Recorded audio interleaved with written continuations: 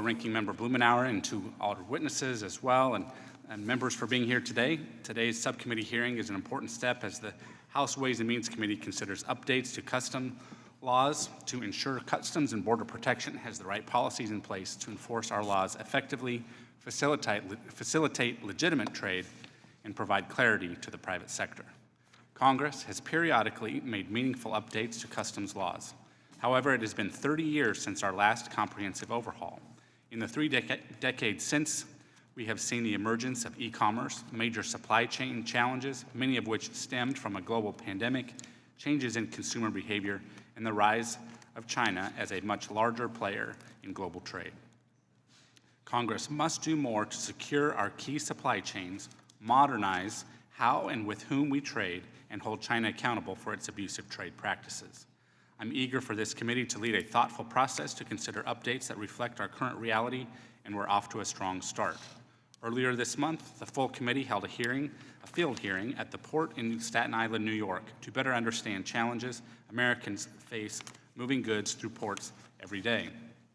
As part of our continued effort, we must also examine how best to give law enforcement the tools needed to stop illicit products like fentanyl from entering the U.S. Likewise, we must take steps to prevent products made with forced labor from entering the U.S., all while supporting American jobs and improving American competitiveness. I'm convinced we can advance a bipartisan legislative product that minimizes unnecessary red tape when importing and exporting, addresses supply chain bottlenecks while holding China accountable, and stops illegal, often dangerous, products from crossing our borders. Both CBP and private sector partners play pivotal roles in targeting bad actors abroad. Last year, Congress appropriated $100 million for CBP to enforce the Uyghur Forced Labor Prevention Act. These increased resources must lead to fair and effective enforcement and improved clarity on what information CBP requires to determine a supply chain is free of forced labor. This subcommittee will continue to provide robust oversight on this front. Recently, there have been substantial discussions about de minimis policies and how to ensure they function as intended. It is always appropriate to review our policies and consider whether updates are needed. As Trade Subcommittee Chair, I'm committed to ensuring this conversation considers both the benefits and challenges of de minimis in the world today. I must also express my deep concern about the White House's repeated attempts to exclude Congress from key trade actions. This approach to trade only emboldens China while ignoring the wishes of the American people. While multiple administrations have pushed the envelope by seeking to advance trade negotiations through executive agreements rather than seeking approval from Congress, the Biden administration has vastly overstepped its authority. Most recently, this administration has taken unprecedented action to redefine what a free trade agreement is for, and I quote, critical mineral agreements, end quote. These agreements do nothing to create U.S. jobs or reduce our reliance on China. There has been growing bipartisan recognition that Congress must assert our constitutional authority over international trade, and I am pleased to work with Ranking Member Blumenauer and other colleagues on this important issue. I look forward to working with my colleagues to examine all sides of complex customs issues. Our work must result in policies that make the U.S. as competitive as possible by improving trade enforcement and expanding opportunities for American workers, both in the near and long term. With that, I'm pleased to recognize the Ranking Member from Oregon, Mr. Blumenauer, for his opening statement. Thank you very much, Mr. Chairman. And there are a number of things that you outlined there that I think we can and should work on a cooperative basis, particularly the role of Congress in dealing with trade policy. I want to thank our witnesses for joining us today. I've been looking forward to this conversation, even though we're going to maybe running back and forth a little bit from the floor. This hearing follows a similar hearing we had just a few weeks ago in Staten Island on the topic of securing supply chains and protecting the American worker. We heard compelling testimony about the presence of forced labor in our supply chains, the pernicious role of the de minimis loophole, and the impact of unfair trade practices on American workers and business. And I'm looking forward to hearing our witness elaborate on some of these points. Now, I'm proud of what the Trade Subcommittee Democrats came up with in terms of proposals to accomplish the objectives laid out in that hearing. I hope we can move from talking about it to having further action to achieve our shared goals. Last Congress, House Democrats led efforts to pass the American Competes Act to support America's workers and combat China's unfair trade practices. That legislation strengthens American trade laws, closes the de minimis loophole, and invests in American workers. I'm sorry we were unable to pull those across the finish line. I hope that working together we can identify areas to deal with these challenges, maintaining Americans competitive. I, as you know, have had particular interest in the de minimis loophole. It's allowed imports from China to flood the American market, evade oversight and duties at the border, and undercut American companies that play by the rules. More than 2 million packages a day now enter the United States under de minimis. The vast majority of those shipments originate from China. I appreciated Chairman Jason Smith's comments at the field hearing in Staten Island, noting that de minimis is like a free trade agreement for China. We must be bold in closing this loophole that puts American jobs in danger and creates an open for trade in illicit products. Many of these de minimis shipments contain textiles, apparel, a source highly exposed to forced labor by the Uyghur people in Xinjiang, China. The de minimis loophole can allow evasion of our trade laws that prohibit importation of goods made with forced labor, including the Uyghur Forced Labor Prevention Act. President Biden and Ways and Means Democrats have championed the enforcement of trade laws, including the Forced Labor Prevention Act, because we believe the fruits of modern-day slavery have no place in supply chains of any product, anywhere. I'm concerned that my colleagues across the aisle are pursuing policies that would undermine the Enforcement Trade Act to the detriment of American workers. The Republican proposal to slash the budgets of the federal government that administer and enforce trade laws that protect American industries and workers by as much as 22%. At a time when U.S. Customs and Border Protection faces unprecedented trade enforcement workloads, we should be investing more, not less, in the investment of our trade laws. I look forward to working with CPB and making sure the agency has the resources it needs to properly administer American de minimis laws and any reforms we may come up with. I strongly urge my colleagues to come forward with meaningful trade proposals to ensure U.S. workers, farmers, and businesses have the tools to compete in the global economy. U.S. Customs and Border Protection has embarked on an endeavor to update our customs laws to meet today's framework through the 21st Century Customs Framework. The agency has worked closely with industry stakeholders to come up with legislative proposals to reform customs laws. Unfortunately, some of those ideas we've heard about would actually weaken trade enforcement. For that reason, I've worked with Mr. Doggett to urge CPB to oppose an industry proposal to shield vehicle manifest data from public disclosure. As we wrote in our letter, civil society organizations rely on this data to assist CPB with enforcing U.S. prohibition on the import of labor, for example, made with forced labor, and the Uyghur Forced Labor Prevention Act. We should consider how we can make more information available to increase transparency in supply chains. This committee has watched this in terms of illegal trade in animals and illegal logging. We should not hide this critical information. Mr. Chairman, I would like to enter into the record that Mr. Doggett and I had generated on this issue. Without objection. Thank you very much.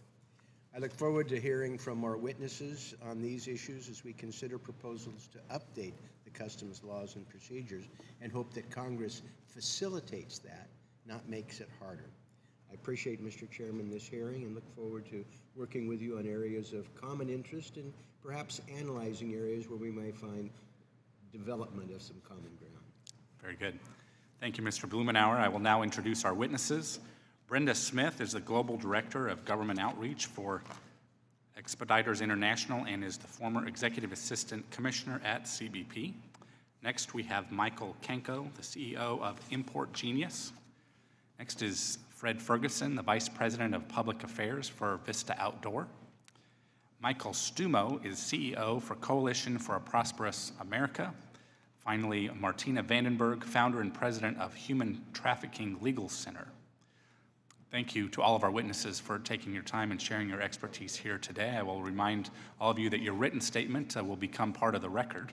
And Ms. Smith, I recognize you now for 5 minutes. Mr. Chairman, Ranking Member Blumenauer, members of the committee, thank you for the chance to testify before you today. My name is Brenda Smith, and I currently work as the Global Director of Government Outreach for Expeditors International of Washington, a global logistics, freight forwarding, and information company. Previously, I served for 7 years as the Executive Assistant Commissioner for Trade at U.S. Customs and Border Protection. The views I express today are my own and do not necessarily reflect the position of my current or past employers. The pandemic laid bare the weaknesses in the global system that moves goods from farmers and manufacturers to consumers. In the 40 years that I have worked in this arena, the volume of global trade has multiplied 32 times what it was in the mid-1980s. This staggering growth has been accompanied by an overlay of new trade agreements, expanded supply chain parties, and increased customer expectations.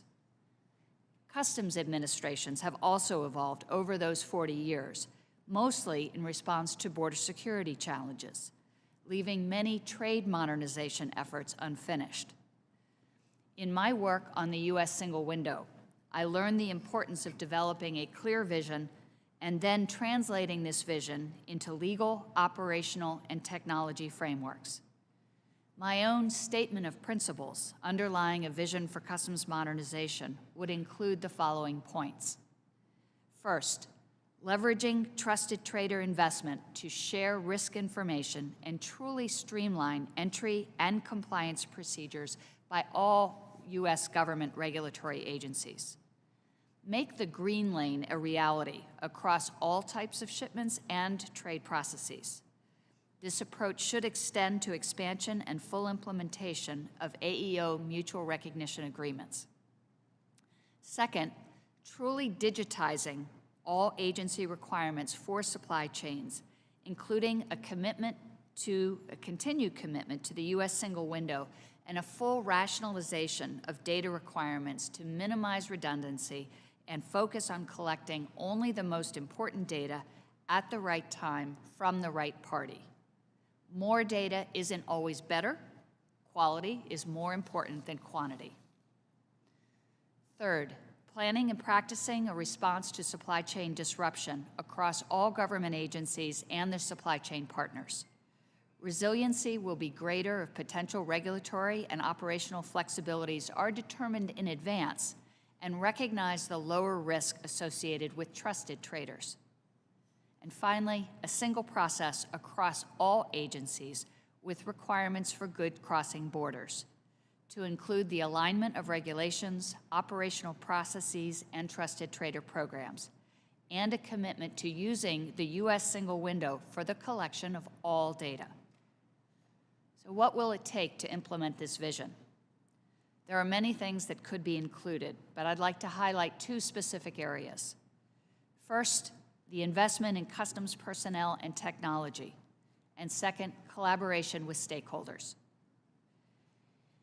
First, implementation will require ongoing investment in the softer parts of customs infrastructure, specifically expertise and technology.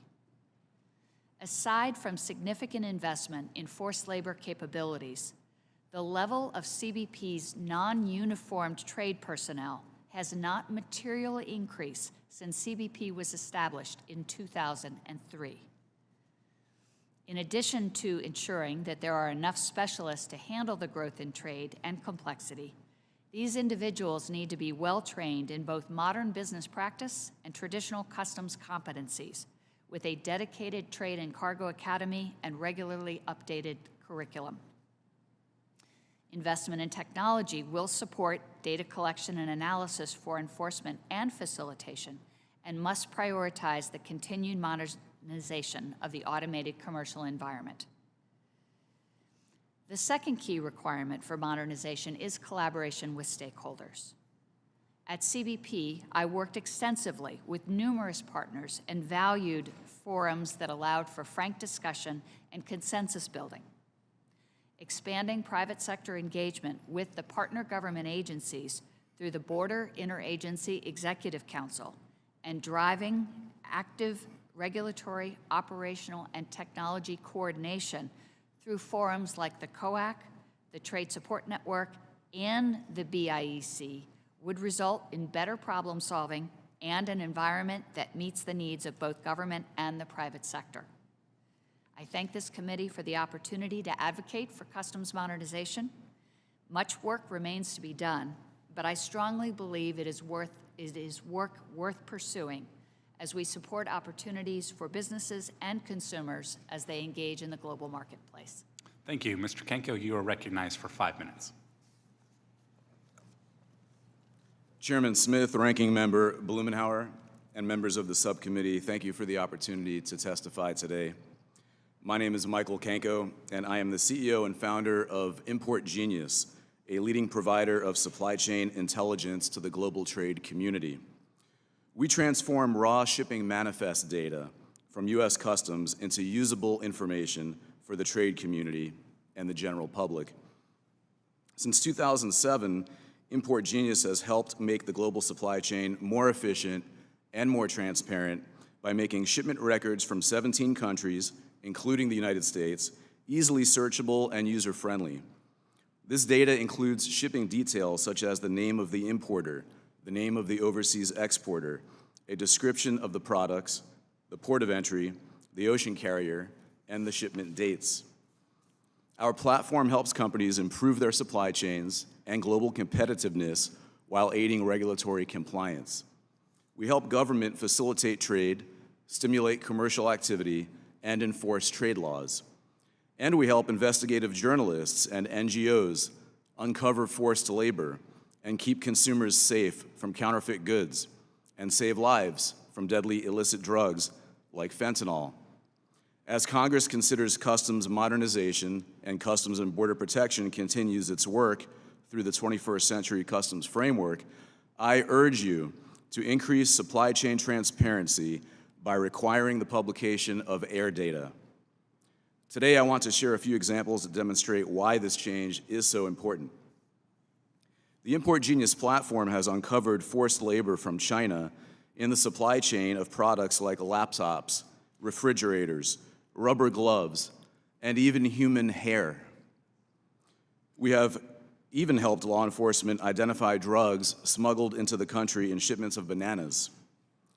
Earlier this year, we helped identify imports of weapons and body armor from China to Russia used to support their war effort. And earlier this month, our platform helped journalists track Russian sanctions violations related to shipments of aircraft parts and gold. These examples represent only a fraction of the overwhelming evidence that makes one thing clear: we all benefit from robust supply chain transparency. But unfortunately, CBP currently only publishes maritime shipping data. Manifests for cargo arriving by air or by land remain in the dark, despite air and truck cargo representing 43% of U.S. import value. By failing to publish air and land data, we're missing nearly half the picture, including many important and high-value products, such as pharmaceuticals, which are shipped by air. Earlier this year, Bloomberg News reported on the deaths of 20 children in Uzbekistan related to tainted cough syrup that was manufactured in India. Import Genius trade data from India's government was used to track air shipments of the tainted products to Uzbekistan. Additional shipments bound for other countries were discovered on our platform, and this critical information was relayed to the World Health Organization to help prevent further deaths. Increased transparency can literally save lives, but the current visibility gap in U.S. air shipping data makes it harder to keep American consumers safe. This gap is also impacting our ability to stop Chinese forced labor. Many of the goods sourced from China that appear on the U.S. government's list of goods produced by child labor or forced labor are typically shipped by air. American companies are trying to clean up their supply chains. Expanding transparency to air cargo will give them the insights they need to do that important work. Import Genius also cares about privacy. Personal information sometimes gets mixed into commercial trade data. And that's why, in addition to increased transparency requirements, we also support the bipartisan Moving Americans Privacy Prevention Act, which recently passed the Senate by unanimous consent. This bill will help address those concerns.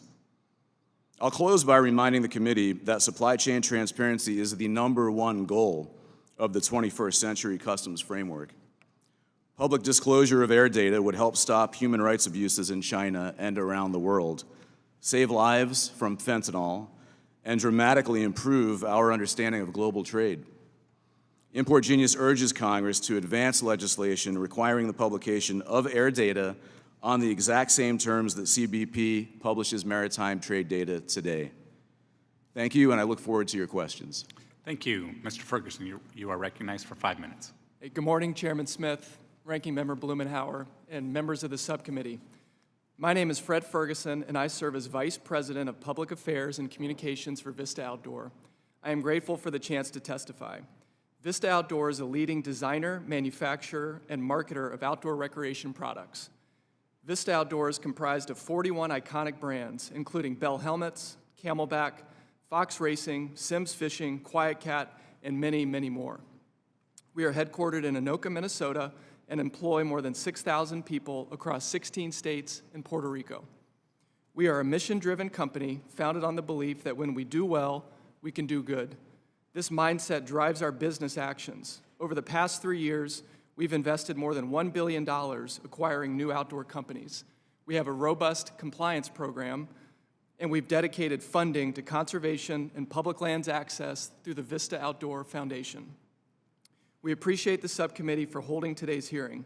Despite the surge of consumer demand for outdoor gear during the pandemic, our industry is not immune to today's larger macroeconomic challenges.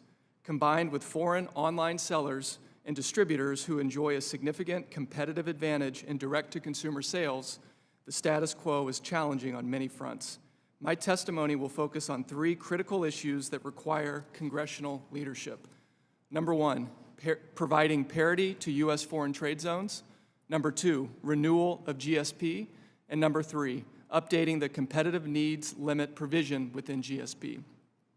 We operate within an FTZ in Rantoul, Illinois. Here we manufacture children's bicycle helmets and distribute a variety of other bicycle products, including tire pumps, safety lights, and more. Over the last 3 years, we produced over 7 million helmets in our US FTZ, employing over 100 manufacturing personnel. Our FTZ is not utilized to its fullest potential. The lack of parity for US FTZs on the issue of de minimis entry prevents us from expanding direct-to-consumer distribution in Rantoul and many of our other US locations.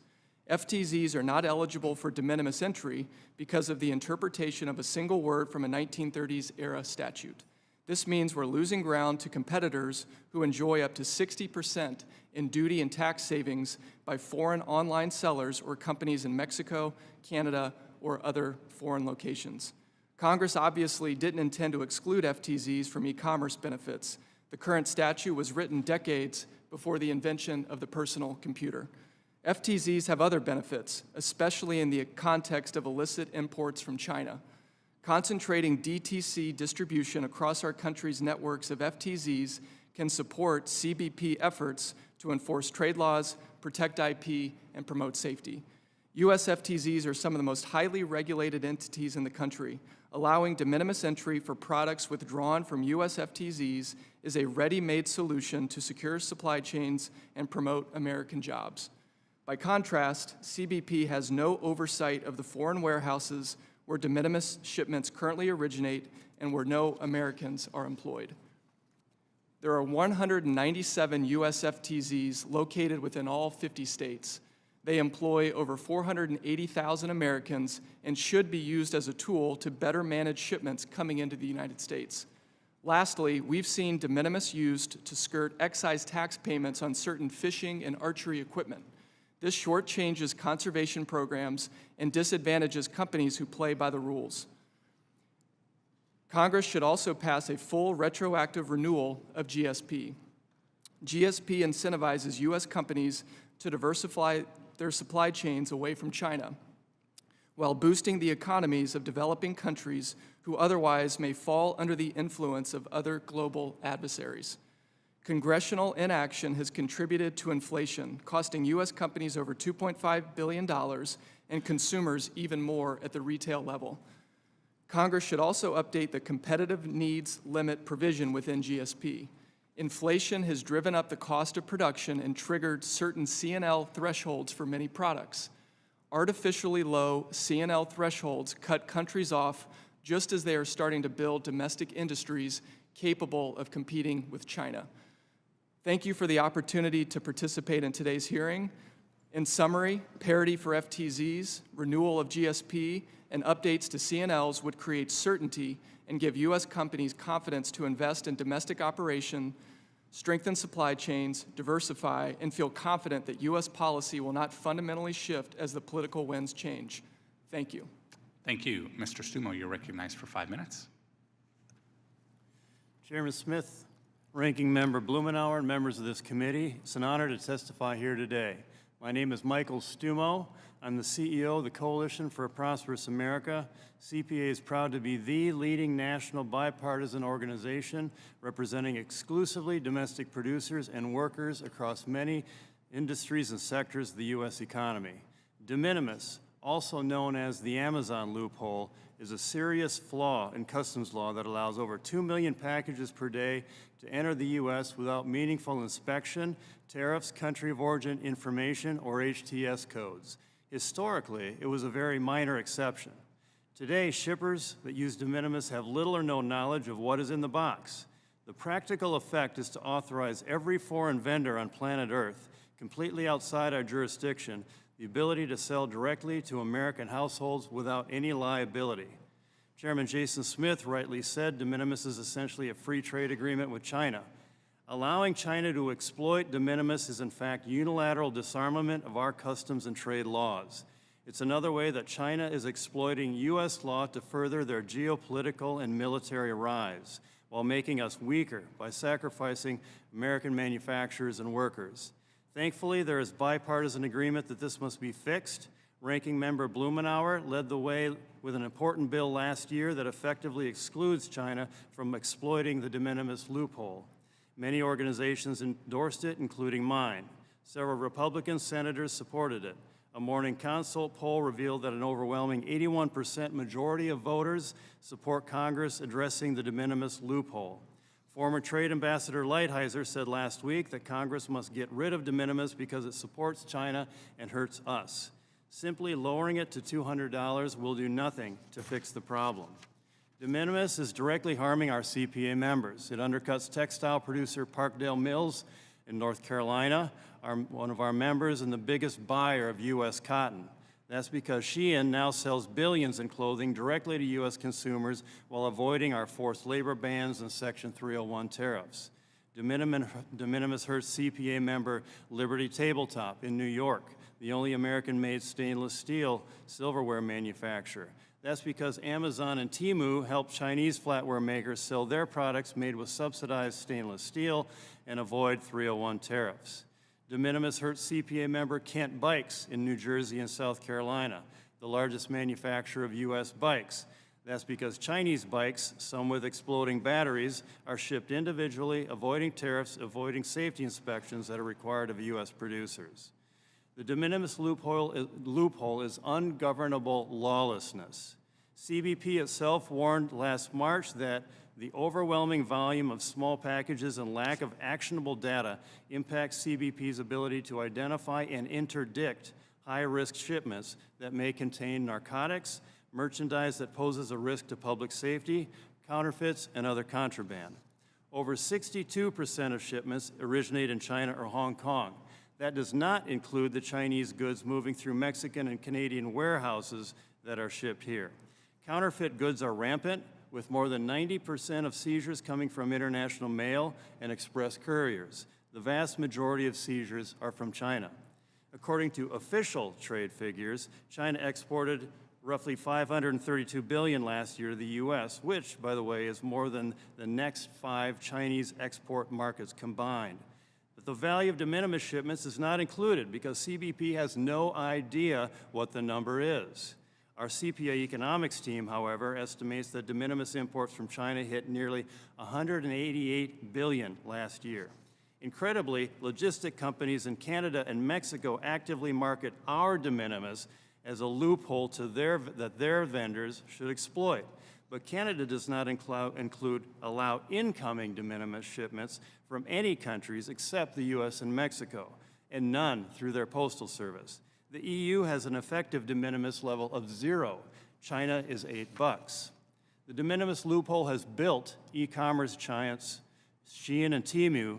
They are now the most downloaded apps in the U.S. Amazon and its army of Chinese sellers bulldoze through the loophole more every year. CBP tried to figure out a way to get control with pilot programs to collect some data. My written testimony cites CBP's acknowledgement that the results show those efforts have failed. Congress should end the de minimis exception or at a minimum ban China from using it as a weapon against our domestic producers and American workers. Thank you. Thank you. Ms. Vandenberg, you're recognized for 5 minutes. Thank you very much. Chairman Smith, Ranking Member Blumenauer, and distinguished members of the subcommittee, it's an honor to testify before you today. My name is Martina Vandenberg, and I'm president of the Human Trafficking Legal Center, a non-governmental, nonprofit organization that fights forced labor around the globe.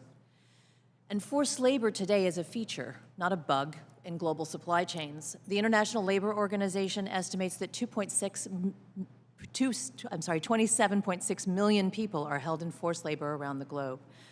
Those workers, Uyghurs held in forced labor in factories and internment camps in China, garment workers held in forced labor in sweatshops in Bangladesh, factory workers manufacturing rubber gloves in conditions of forced labor in Malaysia, children held in forced labor producing cocoa, fishers trapped in forced labor on vessels engaged in illegal, unreported, and unregulated fishing in our oceans, and so many more are producing goods that are imported into the United States every day.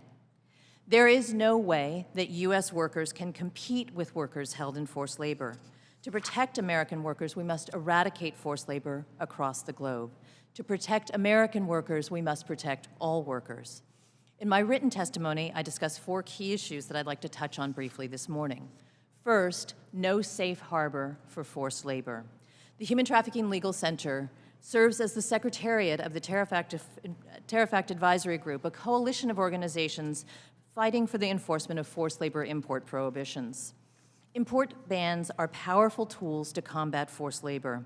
Human rights and labor rights organizations have advocated for robust enforcement of Section 307 of the Tariff Act and the Uyghur Forced Labor Prevention Act. But we have learned that it is not enough for the United States alone to prohibit the importation of goods made with forced labor into our markets. There should be no forced labor anywhere in the world for goods made with forced labor. Which brings me to my second point, which is enforcement. CBP's robust enforcement efforts have transformed forced labor from a public relations issue to a serious compliance issue. In fiscal year 2022, the United States targeted more than 3,605 shipments valued at $816.5 million under its forced labor enforcement mandate. And the majority of this enforcement, nearly $500 million, was under the Uyghur Forced Labor Prevention Act alone. Unfortunately, these numbers do not reveal the full picture. Only a few hundred shipments were actually denied entry at U.S. ports. In addition, we have also seen a troubling decline in the number of withhold release orders under the Tariff Act Section 307, which prohibits the importation of goods mined, produced, or manufactured by forced labor. In fiscal year 2020, CBP issued 13 withhold release orders. In 2021, 7. In 2022, the number dropped to just 6 withhold release orders. These dwindling withhold release orders are troubling, especially since we know that multiple forced labor petitions have been pending with CBP for years. Organizations like mine file petitions with CBP to block goods made with forced labor from entering the U.S. market, and we are able to do so because we can submit allegations with low barriers to entry. CBP must resist efforts advanced by corporate lobbyists to make it more difficult to petition CBP to block goods under Section 307. We know that CBP is currently investigating more than 40 allegations, and CBP needs funding, and resources in order to do that enforcement. Customs data transparency has already been addressed by this panel, but I want to reiterate that we cannot combat forced labor without customs data transparency. The de minimis rule has also been addressed by this panel, and I would also like to reiterate that under current U.S. law, this $800 de minimis shipment has allowed goods made with forced labor to circumvent the protections of Section 307, to circumvent Congress's protections against Uyghur forced labor, and those goods are entering the United States. In conclusion, I'd just like to close by bringing the focus back to where it belongs, on workers. Workers in the United States benefit when they do not have to compete against workers held in forced labor in global supply chains. In addition to enforcement of trade remedies, the U.S. should invest in labor rights around the globe, freedom of association, the right to collective bargaining, and worker-driven social responsibility. Together, we can eradicate forced labor around the globe, and Congress has already taken many steps to do so. I look forward to your questions. Thank you. Thank you again to all of our witnesses. I think this is helpful information. It's certainly relevant, and I think it's important that we consider all that has been said today. I do have concerns that moving forward, we need to have policies that don't unintendedly trigger an increase in cost of goods. And what we've been facing with inflation has been very tough, ultimately on consumers and the economy. And so I hope that we can fashion policies moving forward to acknowledge the realities that you mentioned, and that we can address those issues. I do want to, though, confirm, though, Ms. Smith, now, all shipments, all de minimis shipments, and others too, are subject to U.S. laws, and CBP does have the authority to take enforcement action when counterfeits or other illicit items are detected. Is that correct? That is correct. Yeah, thank you. I do hope that as we do move forward, we can consider things. I think, knowing that de minimis is a privilege and not a right, perhaps we could look at creating a list of companies that are not permitted to use de minimis based on their record. Realizing there's some complexity that would surround that as well, and want to make sure that it is enforceable. And what we do end up with in policy is enforceable. Mr. Ferguson, in your testimony, you share how the GSP program, when it isn't expired, I should add, has several benefits for the American economy. It helps companies diversify global supply chains, aids in friendshoring, and most importantly, benefits American companies and consumers. Excuse me. Can you discuss how the cost of congressional inaction to renew GSP impacts American companies and how it trickles down to consumers? Yeah, each quarter that action on GSP is delayed, we are carrying new expenses on the income statement. So cost of goods sold go up, and our ability to maintain profitability, to invest in R&D, to invest in our workforce, to invest in expansion is compromised. At the consumer level, there's estimates that, as a U.S. manufacturer is hit with higher fees, and in this case, the GSP total is $2.5 billion owed to U.S. companies. You can see 2 to 3 times markup at the retail level. So each quarter, each year that this delay happens, you can see those costs being passed down to the front lines. Thank you very much. I now recognize Ranking Member Mr. Blumenauer for any questions you might have. Thank you, Mr. Chairman. I would just note there's a difference between the authority of customs and the ability. No one doubts that they have the authority, but with 2 million packages a day and climbing, they don't have the capacity to be able to do that. And I would ask each of our witnesses to reflect on a question, and I will follow up with you, because there are currently discussions dealing with the debt ceiling that would actually make significant cuts in most of our budgets. So reflect on the ability to be able to meet what you're talking about with a reduced budget for Customs and Border Patrol. I really appreciate, Mr. Kanko, your observation about what you've been able to do with transparency and arguing that that ought to extend to air freight. There is currently a proposal to actually deny the transparency on ships via maritime. If we lose that capacity, does that help or hinder the work that you do? Is the answer to not have transparency for maritime shipping? If we lose access to maritime transparency, we'll lose access to all transparency. That's the only transparency we have. Thank you. I appreciate that. I want to turn, if I could, to Mr. Tumo. In your testimony, you talk about the unfair advantage the de minimis law provides for imports from China that may include goods made with forced labor, intellectual property theft. Can you discuss the limitation of CPB's trade data regarding de minimis shipments? Yeah, there is no data. Typically, customs, it's the owner or the customs broker, and customs brokers are trained in customs law. They're trained to know what's in the package, know what the HTS code is, and to make sure it all complies with our laws, pays the proper tariffs, that sort of thing. There's no relevant data. We don't have country of origin. We don't have the HTS code. All we know is a post office in China sent something, and it came over through postal here, and the postal guys are not a customs broker. If there's some information on the package, all we're doing is relying on them. It could be fentanyl. It could be something else. There's no data. Thank you very much. Ms. Vandenberg, in your testimony, you point out the limited information that CPB collects from de minimis shipments hinders their enforcement of the Uyghur Force Prevention Act. How can closing the de minimis loophole help CPB to better enforce the forced labor and other trade statutes?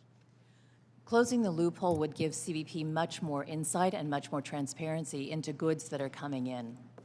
And it would be much easier to stop goods made with forced labor and Uyghur labor from coming into the United States if that loophole were modified or closed. Thank you. Mr. Chairman, I really appreciate the interaction with the witnesses. I think the testimony is extraordinarily valuable. I do hope that we reflect on what would happen in things that they're asking us to do if there are dramatic reductions in resources. I hear from each of you there's more that you want done, and it's not going to be done magically with no investment. I think that's extraordinarily valuable. I do appreciate the notion that there are areas, for example, GSP. We passed GSP renewal. The only adjustment was having provisions dealing with environment and worker protection that are entirely consistent with what we passed in our revised NAFTA legislation that everybody on this committee voted for. So that was all that stood in the way of the enactment of what we've already passed. We agree with your point. We think the thing that we've offered up should not be controversial because everybody agreed with those adjustments that were in the revised NAFTA. So I'm perplexed that GSP is being held hostage because all we're doing is conforming things that this committee has already approved. I appreciate you highlighting it. I hope that's an area that we can also work together on a bipartisan basis and solve a problem. Thank you, Mr. Chairman, for this hearing. I found it very useful. Thank you, Mr. Blumenauer. I now recognize, and I will say that we have two votes two votes on the House floor. It's my intention to proceed through as many members as possible for questions, and we, pursuant to committee practice, we will now move to 2-to-1 questioning, beginning with the chairman of the full committee, Mr. Smith.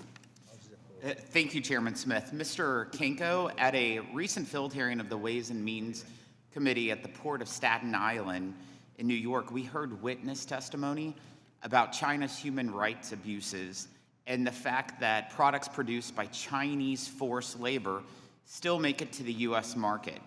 What steps might Congress take to better enforce the Uyghur Forced Labor Prevention Act? Thanks for the question. Well, in my view, it all starts with transparency. And we're flying blind on air cargo data, which makes up nearly half of the value of the products being imported into the U.S. And moreover, makes up a huge percentage of products, high-value products, that are associated with Uyghur forced labor. So as resources might be reduced at CBP, that makes the case for transparency even stronger, because the public sector has a role in that enforcement process and identifying suspicious shipments or potentially bad actors in the supply chain. And all we can see now is what's coming in by ocean. So we have this bizarre distinction between ocean and air when it comes to transparency. And so my view is that that's a huge lever we can pull, is by expanding transparency to air data and opening up visibility to everyone, not just the government, so we can see what's coming into the country and make decisions based on the facts. Thank you. Mr. Ferguson, I would think it's safe to assume that outdoor sporting products were in demand during the pandemic. What did Vista Outdoors experience tell you about how broken supply chains can impact businesses? For example, how long did it take for a product to get from manufacturer to consumer during this time, and what has the company done to diversify its supply chains since the pandemic? Yeah, great question. So the outdoor industry, it's an $862 billion industry. It grew tremendously during the pandemic, and we certainly were a beneficiary of that. You know, we saw ocean shipping rates, double, triple, quadruple. We utilized air freight more during the pandemic years than we ever have in the history of the country, in the company. GSP has been an incredible tool for us to diversify away from China and to give us more exposure from different countries. And the challenge with the inaction on GSP renewal is, our business units are making decisions for the next 3, 5+ years, and not knowing the future of GSP in this current environment, leads them to wonder what's next. What else can we do? Can these, promises made, are they going to be kept, or do we need to look for new solutions? I think the CNL reform that I mentioned in my testimony, being able to raise that threshold with inflation will keep countries that have stood up a GSP capability, it'll keep them in the program longer, which gives us the certainty, that, again, our long-term planners need. So, Mr. Ferguson, we know countries like China abuse our de minimis trade policies in pushing their products to the U.S. market. What updates would you like to see to the current de minimis policy to avoid such abuse? Our position is parity for U.S. FTZs. There are 197 FTZs in all 50 states, and these are some of the most highly regulated entities in the country. And if we can make the decision that U.S. FTZs are a value additive capability for U.S. distribution, we can funnel and put more of these shipments in a place that's regulated, that's overseen by CBP. When it comes to CBP resources, the burden is on the company to maintain your FTZ license. That requires us to check every box, dot every I, cross every T. So regardless of CBP funding, we're going to do everything we can to stay in compliance. And so when it comes to forced labor, IP, illicit goods, FTZs is a very effective way to manage those de minimis shipments. And for us, it's a compelling value add where we have an FTZ to correct an inverted tariff for kids' helmet manufacturing, but it can also be an amazing tool to expand our DTC capability if we had that parity. Thank you. Mr. Stumo, I'm sure you saw the bipartisan condemnation of the Biden administration's recent decision to enter into a critical minerals agreement with Japan. How does that agreement and potentially another one with the European Union keep America at a global disadvantage, particularly as it relates to our supply chains? Mr. Chairman, that agreement is, I guess I'm not prepared to answer that question here today for you, and I'm just not prepared for that answer. Okay. So I think something you might be prepared for, let's ask you on this. The Chinese Communist Party is always looking to circumvent and undermine U.S. trade policies. Can you specifically talk about how our current de minimis trade law can be utilized by Chinese companies to avoid additional scrutiny on imports or avoid tariffs altogether, including those in Section 301? Sure. De minimis allows 2 million plus packages per day into this country. 62% are from China. It's an explosion of the number of packages. Shein and Temu exist solely because of de minimis. A lot of the packages are coming into bonded warehouses in Mexico and Canada, and then are shipped from there into the U.S. There is no data that we know what the country of origin is of manufacture. We don't know what the HTS code is, which is the number that identifies what's in the package. All we know is it's coming in and it's represented to be under $800. And by the way, that $800 means the fair retail price in the country of origin. And the country of origin is China, which is a non-market economy. So everything is coming in through there. CBP has allowed them to avoid 301 tariffs, our regular duties, our forced labor laws, and a host of other laws that you just can't figure out what's going on, much less the narcotics and the counterfeit goods and that sort of thing. So the White House's proclamation allowing imports of unfairly traded solar products from China into the U.S. was rejected by a bipartisan vote here in Congress, actually in this committee as well. Unfortunately, the president vetoed that effort.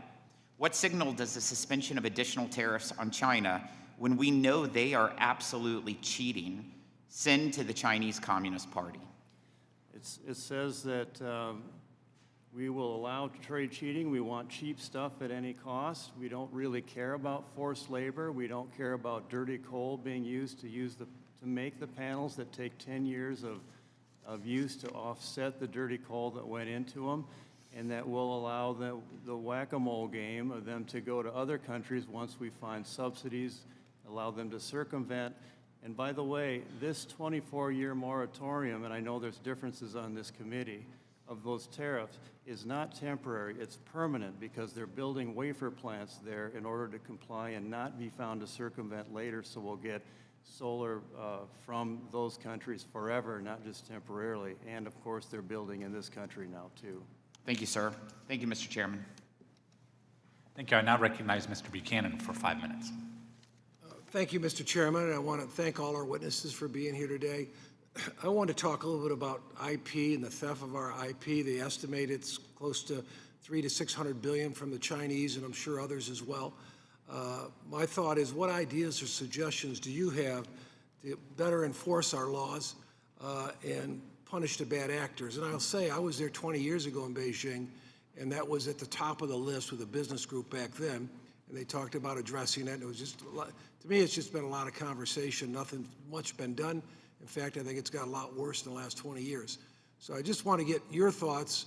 What would you suggest? What ideas? And Ms. Smith, we'll start with you. Thank you. I think I would focus, having done a lot of work in this area at CBP, on the need to continue to partner with rights holders. They have the right expertise and the right focus. And the partnership between the government and the private sector to go after those counterfeit goods, I think, has been very productive in the past and should continue to be supportive. With respect to the risks posed by small packages, I would recommend that we continue to focus on getting the right data on those small packages so that CBP and other relevant agencies can assess the risk. And in addition, CBP should have the authority to enforce laws on parties outside the United States. Let me move on. Mr. Kanko, do you want to add something, your thoughts to that? Because it's impacting a lot of jobs in America, and someone mentioned the income statements of a lot of our businesses, and it just, it's horrible, I think, and we just got to figure out a better way of minimizing it. Yeah, great question. Many of our users are actually using the product to protect their American intellectual property. So in 1996, Congress did pass the Anti-Counterfeiting Consumer Protection Act, And one component of that was opening up air data to public disclosure. 6 months later, that piece was strangely neutered in the Technical Corrections Act. So this has been on people's minds for quite a long time. By opening up air data, these are high-value, IP-protected goods coming into the country. Big brands and little brands alike have a right and a reason to protect their IP, and by not seeing what's coming into the country via air, they have no idea what's coming and what's related to their trademarks. I've got another question I want to get to. Mr. Ferguson, you want to add anything to that, how that impacts? You mentioned your income statement, I'm sure the balance sheet as a result. But not just you, a lot of companies across America. I think upstream, it's a regular part of business. I look at our legal team and what they manage in terms of IP theft. It's a daily occurrence upstream. Downstream, I would stick to my testimony. GSP, the onus is on the country to stand up capabilities that protect intellectual property. And I think the more we can flow the supply chain to GSP countries, we're doing ourselves a favor. The same is true with FTZs. As I mentioned, those are highly regulated entities that have checks, balances, reviews, CBP interaction. I've got another question. Ms. Smith, I want to just come back to you real quick. In terms of digital trade flow, they're estimated at $4 trillion this year, according to WTO, 8% growth a year. It seems like there's a lot of work that needs to be done in this space as well, and people are very concerned about where we're at. How do we get on top of this? Sir, I would tell you, not my area of expertise, as CBP is focused on the physical goods. Mr. Canto, do you want anything you want to add to that? Out of our scope. Okay. Mr. Ferguson, anything? Same. Thank you. I'll yield back. Thank you. And now recognize Mr. Higgins for 5 minutes. Thank you, Mr. Chairman. Something that's in all of our scope is that, trade, the dynamic of global trade has changed profoundly in 10 years. There was a time where, the United States deferred to China to make cheap goods, T-shirts, toys, tennis shoes. Now, in the age of technology and electric vehicles, things have changed profoundly. De minimis is pertaining to minimal things. We are today dealing with very consequential things relative to our economic prosperity as a nation, but also our economic security as well. And we're so dependent now on supply chains, as we've learned from the manufacturing of electric vehicles. So you're either the country that controls the supply chain, or you're the country that's controlled by the country that controls the supply chain. And I would argue right now we are not the country that controls the supply chain. So, funding for Customs and Border Protection under the debt negotiations, the potential is to reduce agency budgets that may result in Customs and Border Protection funding levels being decreased that would diminish the United States' ability to administer and enforce trade laws and protect U.S. workers and domestic industries from unfair trade. There is a proposal for customs modernization. That plan for customs is the 21st Century Customs Framework. Obviously, a change to modernize the framework will cost a lot of money in terms of the implementation. So, Mr. Stumo, you're Chief Executive Officer for the Coalition for a Prosperous America. What are your concerns relative to the dynamic of those discussions today and the potential consequences as it relates to customs and border protection modernization?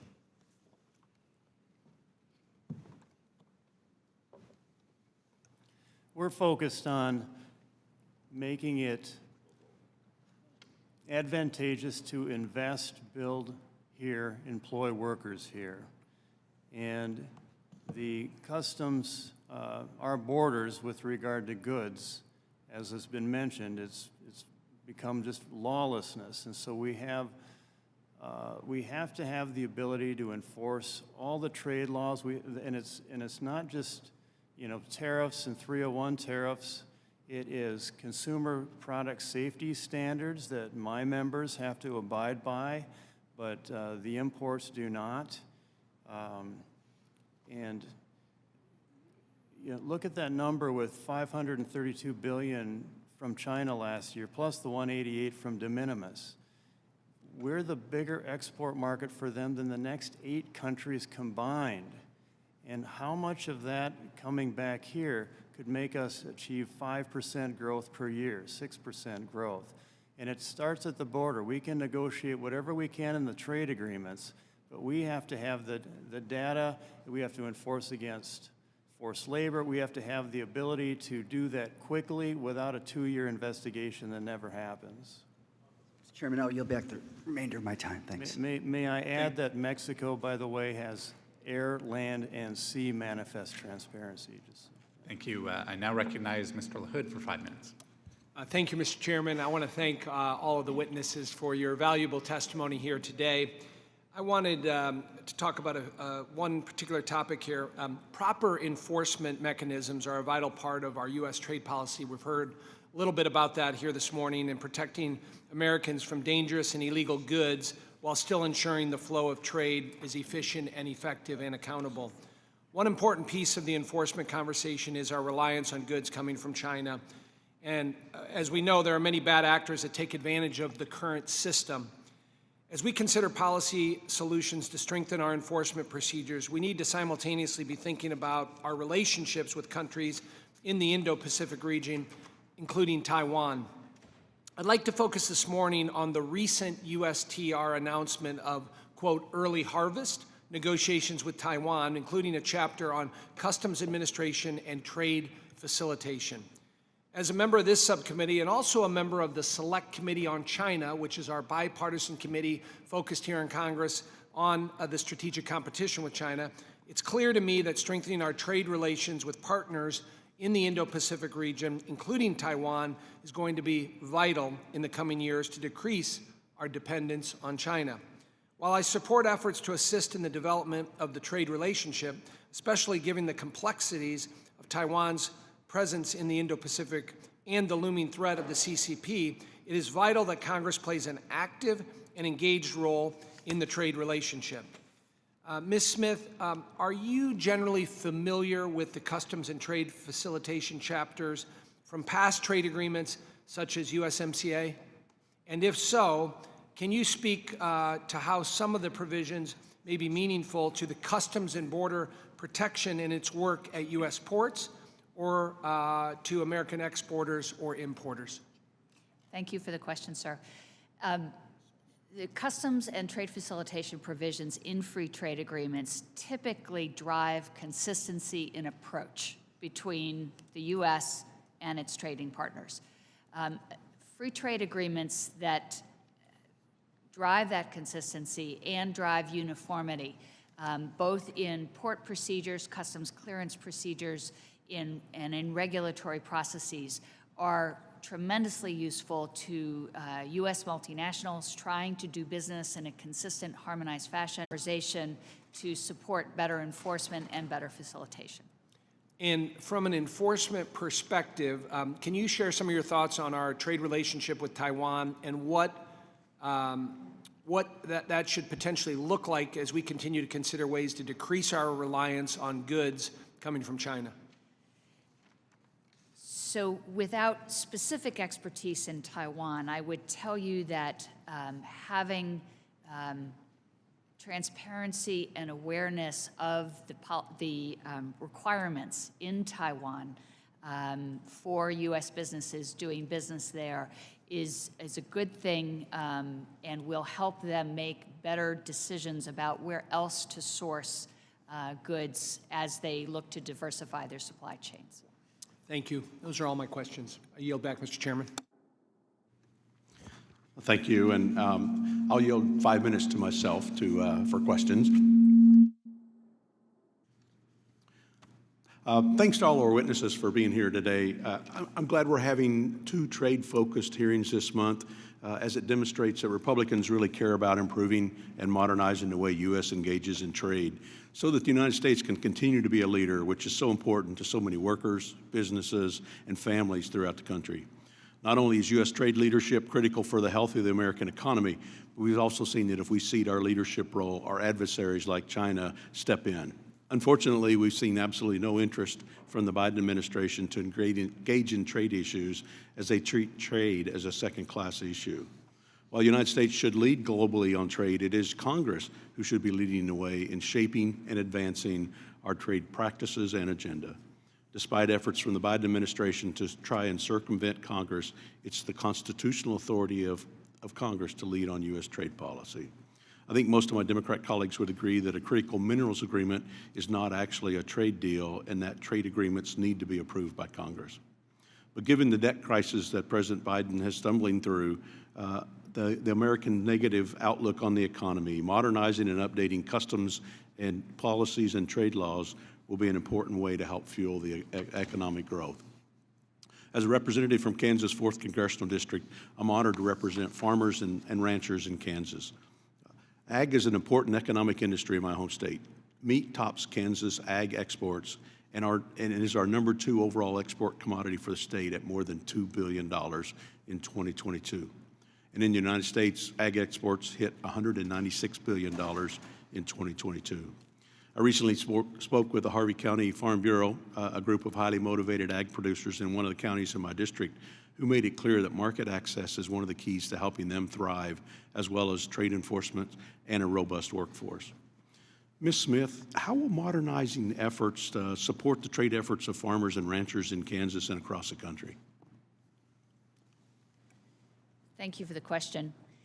I believe that having customs regulations and procedures that reflect the way business is done by those ranchers and farmers who are looking to export and do it safely, securely, and compliantly is easier when the rules are clear, the rules are as streamlined as possible, and that they can also expect that the government will enforce the laws that protect them from unfair competition. I believe the 21st Century Customs Framework proposals will do those things, and that CBP is looking to partner with Congress to make those changes. Well, thank you. And we've heard a lot about China today. Its use of forced labor and other human rights abuses is deeply troubling for all of us. Even worse, as China accumulates trade partners around the world, it'll increase its use of forced labor to stay competitive and meet demand. If we want to counter China, we must compete from a position of strength.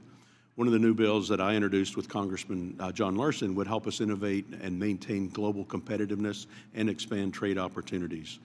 The American Innovation and R&D Competitiveness Act would restore immediate R&D expensing for America's innovators and entrepreneurs, making it more favorable for businesses to make investments in research and development and to keep manufacturing and production and jobs here in the United States. Producing more goods in the United States will also lessen our need to rely on some nefarious actors like China. However, not all parts of every good can be sourced here. Mr. Kanko, how can we increase supply chain transparency to help ensure that even if a product's made here in the United States, we can ensure that none of the composite material or components are tainted or made with slave labor? Great question. Thank you, Representative. Well, by opening up air manifest data, domestic manufacturers will be able to see first who's importing products similar to what they manufacture. You start with that in terms of benefiting the American manufacturer. Once they understand who's consuming products that they make, I think now more than ever, there's a good economic, mathematical opportunity for the local supplier to take that business away from the foreign supplier. And only with transparent import data can you see the full picture of who's doing what. And same for various subcomponents of a product. If your supplier is another American company and they're bringing in part of their supply chain from China or anywhere else, you wouldn't know that now without access to air data. So by complete manifest transparency, you'll have access to this valuable information and have a better understanding of what components are coming from where. Thank you. And Mr. Ferguson, would you like to add anything? Yeah, so we are a manufacturer in the U.S., and we make Stone Glacier backpacks in California. We make fishing waders for Sims in Montana, and other holsters and things. And I can tell you that the amount of time our compliance team spends in sourcing the source of some of our supply is quite intense. And so you talk about the R&D expensing. I also think if we had better supply chain transparency, that generates savings from time not spent by the compliance team, running down this information that could be readily available otherwise. So you kind of have this double effect of becoming more efficient, efficiencies get put back into product, innovation, supply chain diversification. It's a true win-win. Yep, that's good. I mean, that really is part of the goal of how do we be productive and how do we be competitive, which is really what a free and fair marketplace is about and what we want to do. So thank you. My time has expired. We're in the middle of votes. There are a couple of votes that we're taking this morning. So I'm going to recess the committee, and then we will come back after the second vote is finished and take this back up again. I know there's some more questions from all of my colleagues here. So thank you, and I will recess temporarily.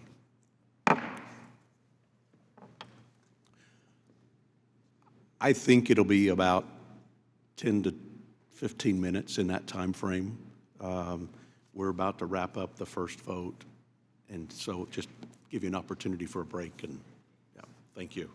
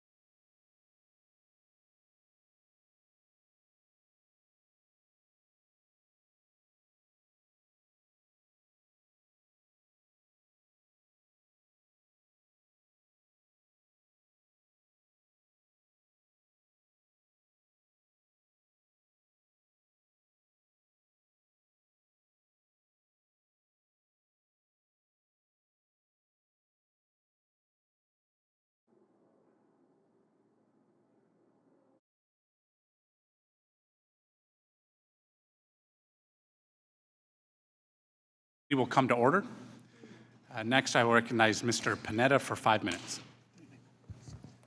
Thank you, Mr. Chairman, and thank you to our witnesses. Appreciate you allowing us, indulging us to go vote, so appreciate that break. This obviously is an important hearing because customs policy is important, as all of you know, and I think you're getting the sense that all of us up here believe as well. We need it to ensure that we are properly inspecting imports and for reducing forced labor in our supply chains and the products Americans use and consume every single day. To that end, we need visibility into our supply chains, and not just for CBP, but there's outside stakeholders who are also here to help CBP by using trade data to investigate supply chains that may include forced labor, and we must include their voices in that process. So I'm glad they're represented here as well. Now, obviously, one of the areas of forced labor has to be in the realm of illegal, unregulated, and unreported fishing, which happens, as many of you know, on the high seas all around the world and really taints our supply chains. Even worse, it facilitates, like I said, forced labor, especially for migrant workers, and there is little oversight of many vessels engaging in IUU fishing. Ms. Vandenberg, what actions could CBP take right now to increase costs for companies that import seafood that engages in IUU fishing or forced labor? Sorry. Thank you, Congressman Panetta, for this question. It's really excellent. I think there are two things that could happen. One is we need more withhold release orders. There are petitions pending. We need withhold release orders on IUU fishing issues where there is forced labor in that supply chain. The second point I would make is that we have called for additional findings by CBP, which is a higher standard. We've asked for additional findings, and we have also asked CBP to fine companies that are importing goods made with forced labor into the United States. To date, there's only been one fine. It was quite low. We'd like to see far more fines in order to make this less profitable. And is there anything that Congress can do to make CBP a little bit, anything that we can do to help crack down on bad actors? Congressman, I think this is all a question of resources. This is not the time to obliterate the CBP budget for forced labor enforcement. It's time to increase it, because I do feel that with increased resources, they would be able to crack down more. Great, thank you. Moving from sea onto land, obviously there are illicit drugs that cross our border, especially through ports of entry. Now, obviously, there aren't packages that are marked that they contain deadly drugs, and they need to be screened. But we cannot, as we're learning and as we know, we cannot screen every package. So we need to get smarter about where drugs are coming from and where they are going. Mr. Kenko, how can additional transparency help outside stakeholders track potential drug shipments and help prevent the illicit drug trade? Great question. And we're working on some stories with the media on this exact issue right now. Of course, packages don't arrive with a loud sign saying fentanyl, but fentanyl precursors, for example, which consist of quite a number of chemicals, which are always changing, those are typically labeled with some honesty. Most of that comes in by air, so we see none of it now. None of that is available to the public. But having access to air data, being able to see the flow of these fentanyl precursors, not all of which, of course, are going into fentanyl. Many of them are used for benign purposes. But having better eyes on what that universe looks like, and then from there being able to tease out the suspicious shipments would be a massive benefit of having access to air cargo manifest data. Great, thank you. And I got one more area I want to hit on, and Mr. Kenko, I'm going to go to you. Obviously, we've hit Russia with severe sanctions. However, without being able to track supply chains, we won't know who is abiding by those sanctions and who is. How can trade data transparency help us track who is abiding by those sanctions policy and who is violating them?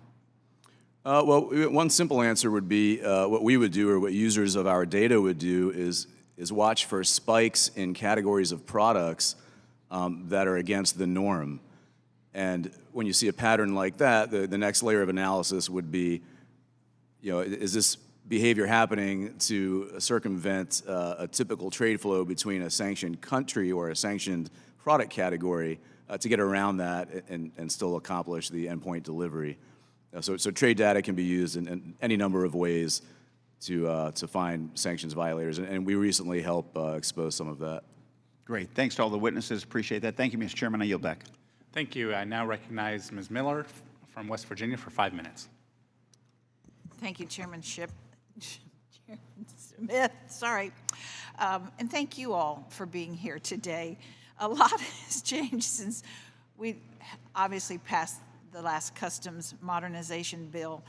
And I really view in my job here is to ensure that the United States companies can be competitive in the global market. We've got to empower American ingenuity here in Washington, but not dampen it with all of the outdated rules and laws that we're finding. From a time that was largely pre-internet, the way we trade with our partners has changed drastically. I know we've discussed that for the last hour.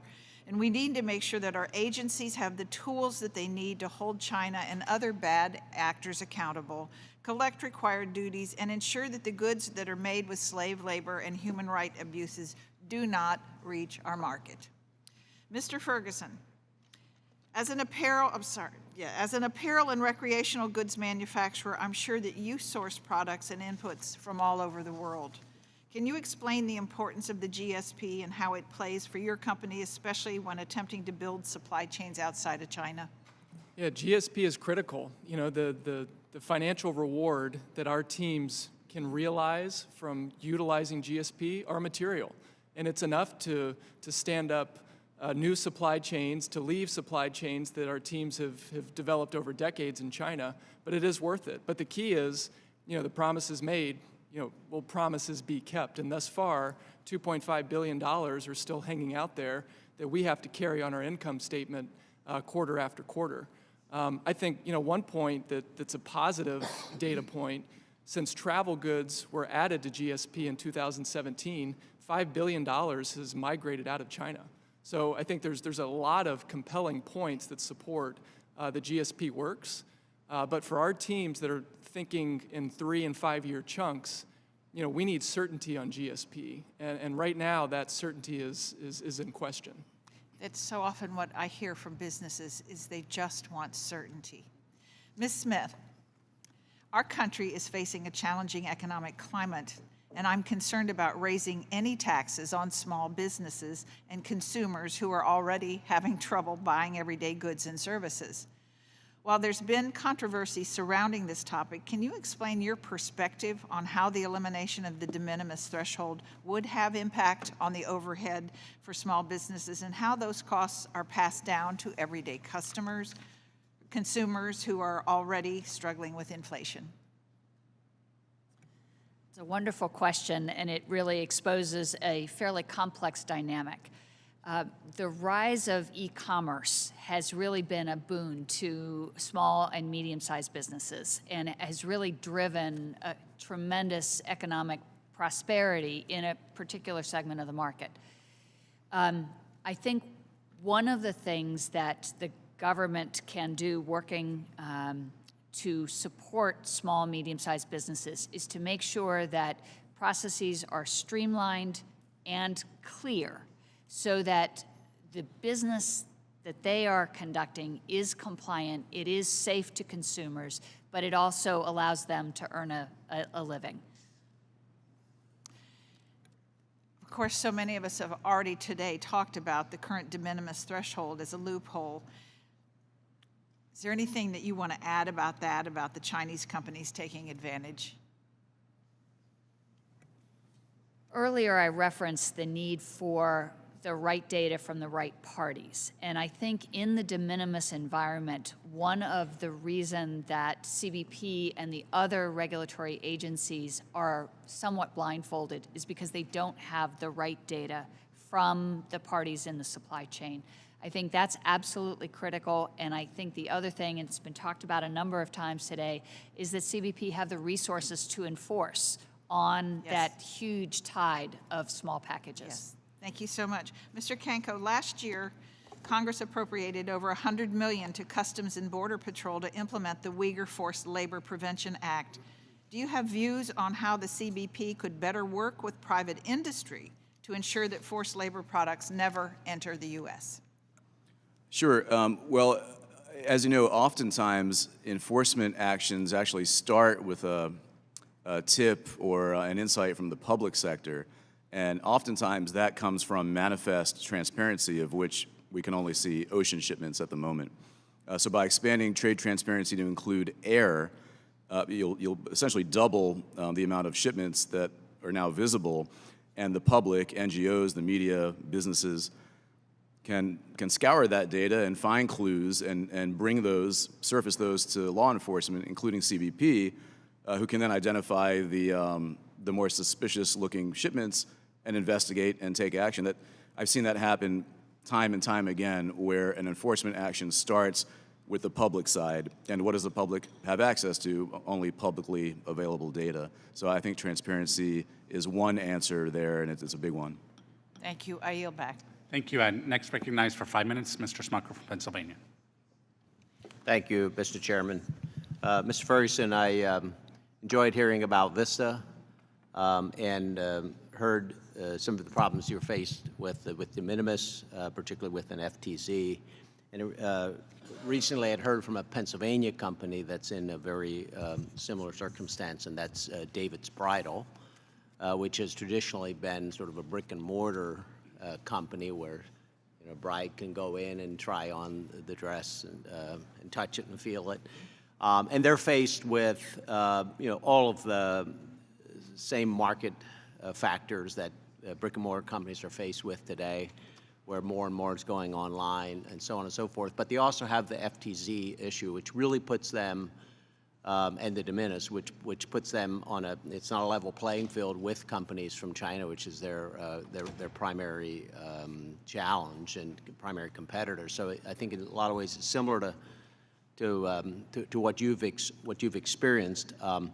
And again, I think we've got to innovate to meet the market, but it'd be sad to see a company like David's that still is important to many brides not be able to operate any longer. And particularly if it's due to our laws making it easier for a company from China to sell directly to consumers. And so the other thing I wanted to ask you about, they have another issue where a lot of their products are just simply copied by foreign online retailers. And they've even told us that it goes as far as they'll put a marketing piece online, and that same day it shows up on another site, the exact work that they've done in the marketing piece. Wondering if you've had experience with sort of your brands in that regard, and if so, what recourse do you have through CPB to prevent that ripping off designs or marketing and so on from entering the market in the first place? Yeah, we do. We're the largest helmet company in the U.S. We operate through Bell Helmets, Giro, and Fox Racing. Any of the helmets that you see that have Minnie Mouse ears or a dragon tail, those are also our helmets. Sure. Now, when those products are ripped off, not only is it a financial hit, but it's a safety issue in major ways. Because helmets, as simple as they may look, are extremely engineered, a lot of innovation. And so, I guess my first answer is it's our legal team. I mean, they're the ones who are going to pull the levers to fight that fight through the legal system, both U.S. and foreign. There's different mechanisms to file grievances and complaints with CBP, but it's got to be kind of an all-hands-on-deck situation. Sure. But back to the FTZs, I just think there's an amazing opportunity to make the very simple decision that e-commerce distribution can be more concentrated in the United States by bringing parity to FTZs. Yeah. And through that, every FTZ, has a exhaustive licensing requirement, oversight process, integration with CBP that inevitably can fix and create these issues of illicit goods, IP issues, sure, compliance. So I think that has to be part of the solution as well. Yeah, I agree. It's a compelling argument. It's a change that I think we need to make. So hopefully we get that done. And I wanted to go to Ms. Smith just very briefly as we consider customs modernization legislation. I'm just curious to get your practices or get practices that we can borrow from our trading partners on customs facilitation. For instance, Mr. Stumo's testimony included a recommendation to borrow from Mexico's shipment transparency requirements. I also know some of our partners, for instance, like Singapore, are almost entirely automated in their port operations. And so during your tenure at BP, which partners stood out for having some of that cutting-edge customs facilitation practices, and what were some of the practices that we can potentially adopt? Well, I like to think that here in the U.S. we actually are one of the world leaders. But we did work with many countries around the world. Singapore comes to mind. Our Border 5 partners, Australia and New Zealand in particular, were great partners, but also had some good ideas for us to work with. I think the idea that we leverage trusted traders, those of us that have invested heavily in compliance, we're good corporate citizens and can, in fact, be compliant, is something that the government needs to recognize and leverage. Thank you. Thank you. I now yield 5 minutes to Mr. Kildee. Thank you, Mr. Chairman, for yielding and for holding this important hearing. Look, forced labor, a term which is really a euphemism for modern slavery, is far too prevalent. But it's not just detrimental to the people that are impacted by it, those who are exploited, but it undercuts American workers, undercuts American companies. I've been focused on this and want to continue to work to make sure that we're effectively enforcing against this. I happen to represent a company called Hemlock Semiconductor. They make polysilicon, a base material for solar panels, but also for semiconductors. And for years, Hemlock Semiconductor was losing market share to Chinese companies. They shuttered a multi-billion-dollar investment in the U.S. even before it was operational, because they could not compete with slave labor. Working with NGOs and human rights organizations, we provided information to CPB, my office, showing U.S. workers and domestic companies that were manufacturing polysilicon were being undercut by forced labor in Xinjiang province. Knowing this information, I worked with my colleagues on this committee to encourage a withhold release order, or WRO, even with the overwhelming evidence, which was just right in their face.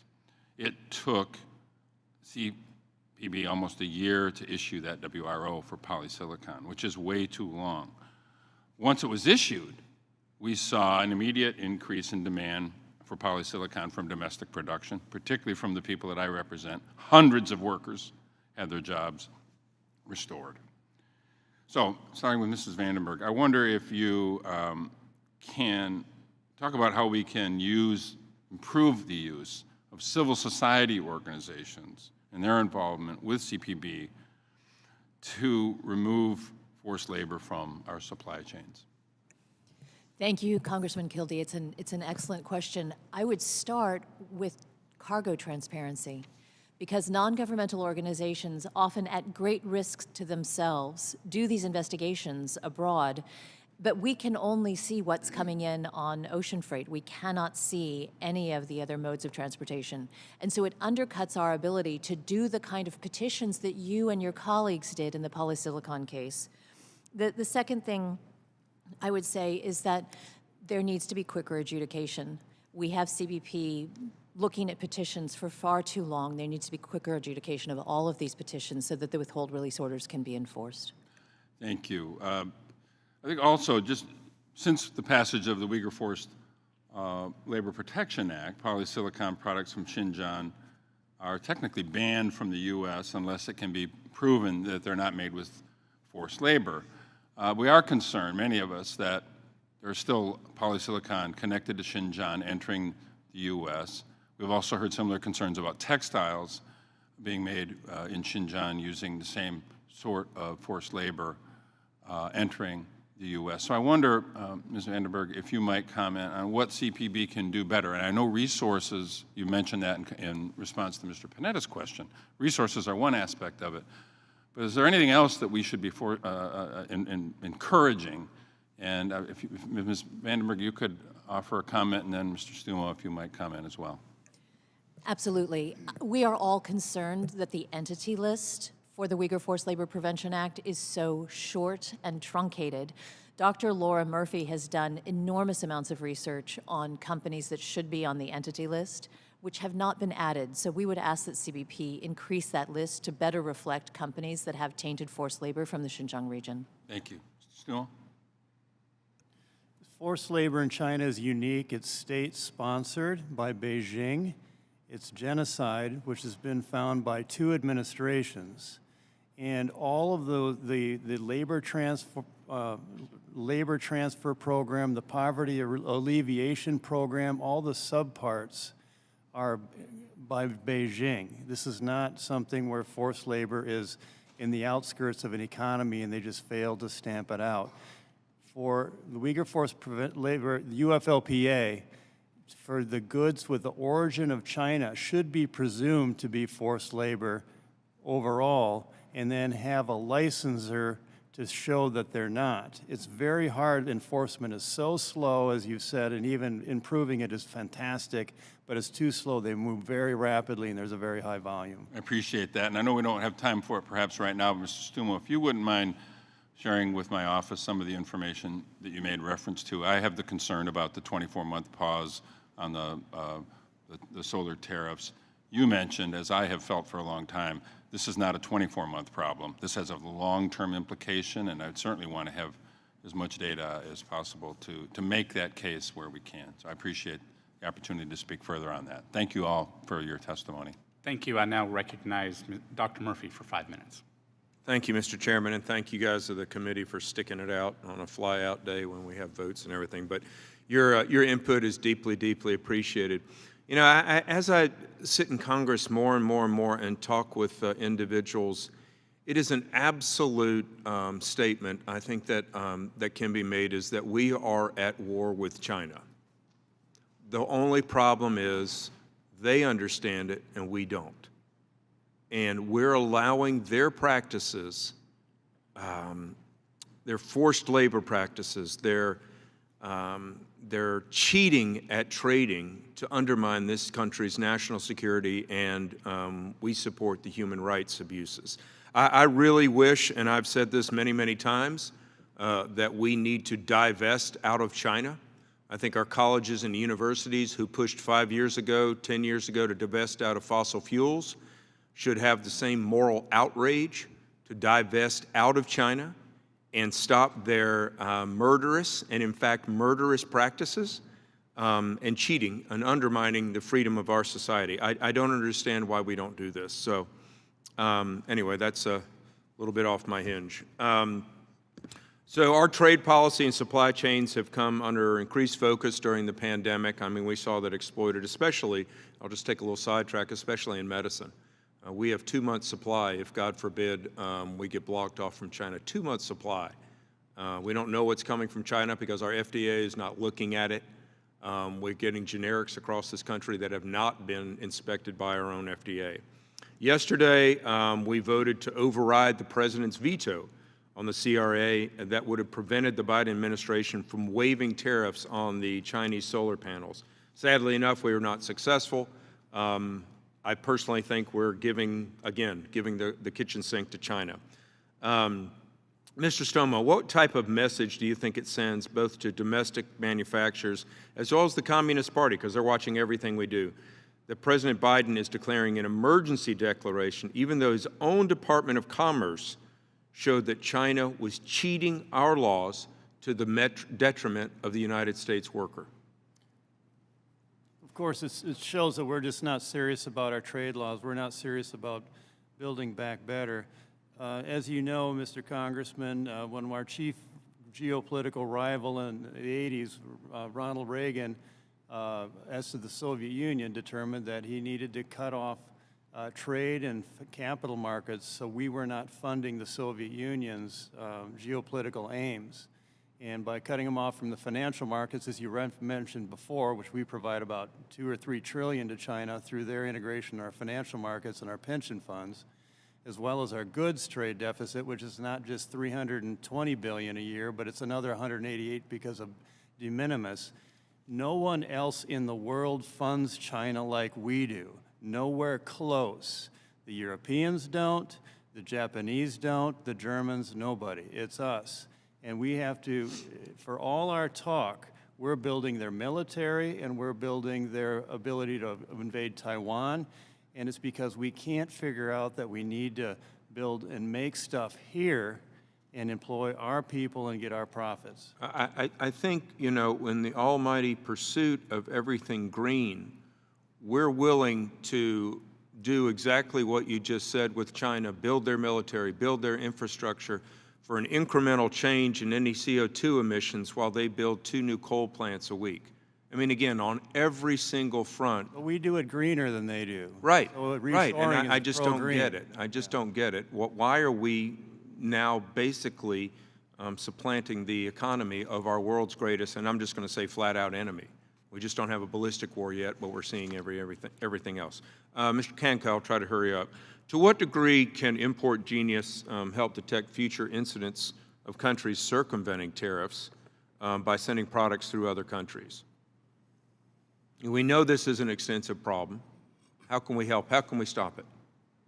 The more transparency, the better. We do collect manifest data from a number of countries, not just the U.S., 17 countries now. So you can sometimes, fairly often, connect the dots when a shipment is taking a circuitous route to the ultimate destination, and you can detect, circumvention efforts that way. But the more countries, the better, and the more transparency per country, the better. The thing we can do here is open up access to air data, which will double the visibility for United States, shipments coming into the United States. Thank you. I'll just make one more statement. With the whole de minimis argument, guys, we're talking about the opioid epidemic and the absolute war that China, again, has created on our streets, killing 110,000 Americans last year. All these things that are getting under $800 and there's no way they can be inspected, this is an absolute portal for the illicit fentanyls to come into the country. We have to stop that. So thank you, Mr. Chairman. I'll yield back. Thank you. I'll next recognize Ms. Fischbach for 5 minutes. Thank you, Mr. Chair. And I appreciate you all being here and, like everyone has said, kind of putting up with our weird schedule, so I appreciate that. But Mr. Kanko, in your testimony, you mentioned the bipartisan Moving America's Privacy Prevention Act, which recently passed the Senate through unanimous consent. I would like to submit for the record a letter from the lead co-sponsor in the House of this legislation, Congressman Michael Walz from Florida. Thank you. Without objection. And I don't know if you're familiar with the bill, but if enacted, this bill would help reduce the risk that personal information such as Social Security and passport numbers would be inadvertently disclosed amongst commercial trade data. Can you explain to me how private information ends up in the hands of the data companies like Import Genius and how this bill could help? So it's a bit of a messy process, the way the data is currently collected and disseminated by the government, by customs. We do the best we can to create algorithms that detect and automatically suppress shipments that might be of a personal nature and might reveal some personal identifiable information. And our competitors, the good ones, do that as well. But it's much more efficient and much more thorough to have that process done at the government level. And so we fully support that bill. Occasionally, personal shipments do get caught up in the commercial data set. It's frustrating. That's not what I mean when I say transparency. We don't want to or need to see those personal shipments, and we fully support that effort. Thank you. And now shifting gears a little bit, you mentioned transparency. The CPB plays a critical role in both the prevention of and the response to foreign animal diseases. Interfacing with the USDA on biological threats to our agricultural sector. In your testimony, you mentioned case examples of Import Genius helping to identify and track contaminated agricultural products throughout the supply chain. Do you believe that increased transparency in import data will help CPB better protect our domestic industry in this regard?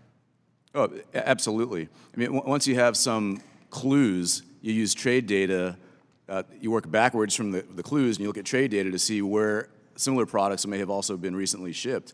And that can allow you to actually intervene in almost in real time and make a difference in the outcome. Can't do that now if it came in by air. And, because animal disease outbreaks affect American farmers' ability to export their products around the world, do you agree that this increased transparency will have an added effect of not just protecting our domestic industry, but also helping to protect American access to export markets? Oh, clearly, absolutely. All right. Thank you very much, and I'll yield back. Thank you. I now recognize Mr. Kustoff from Tennessee for 5 minutes. Thank you, Mr. Chairman, and thank you to the witnesses for appearing today. Ms. Smith, if I could with you, first of all, thank you for your long public service to our nation. It seems to me that we've all talked about this, that CBP is governed by very few timelines when it pertains to responding to certain inquiries, such as petitions and protests from stakeholders or customs rulings, penalty determinations. Seems to me that has real-world effects, that really can cause something. I think without a doubt it does create uncertainty for our businesses, logistically, for planning purposes. Your opinion, should the CBP be subject to stricter requirements for timelines for responding to certain trade actions and inquiries? Thank you for the question, Congressman. As a former government official, I recognize my responsibility to be responsive to the American public. Having quick service, responsive service is very important. But I also recognize that asking for faster service means that you put more resources on that particular issue. If you don't have the resources, you're trying to squeeze blood from a stone. And I think it's a matter of priorities. And if, in fact, while CBP meets many deadlines with the Enforcement Protect Act, with their rulings, benchmark, and other things, I think it is incumbent upon both the Congress and other stakeholders to communicate to CBP what the priorities are. Fair enough. Let me ask you this in a broader context. During your time at CBP, can you think of any specific situations where the lack of a required timeline or deadline caused problems, that there wasn't a defined timeline?